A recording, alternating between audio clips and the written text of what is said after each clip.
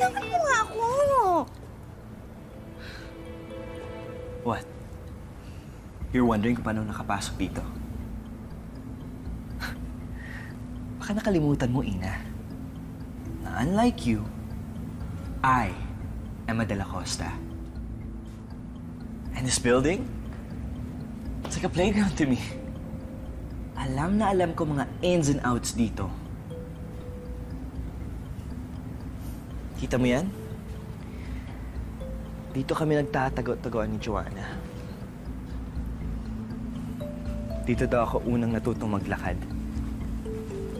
Nang beses na dapa at nasugatan. Dito naman kami nagtatambay ni Lola at ni Papa.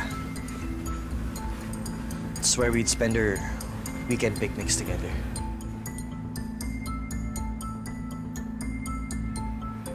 Kaya, Ina, this building isn't just an office to me. This is my home.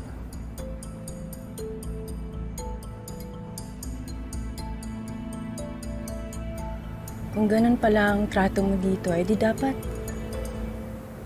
inalagaan mo. Minsan kasi, nakikita na lang natin ang value ng isang bagay kapag nawala na sa atin. Nawala? O kinuha? You lied to everyone, Ina. Sabi mo you wouldn't sign those donation agreements, pero you did.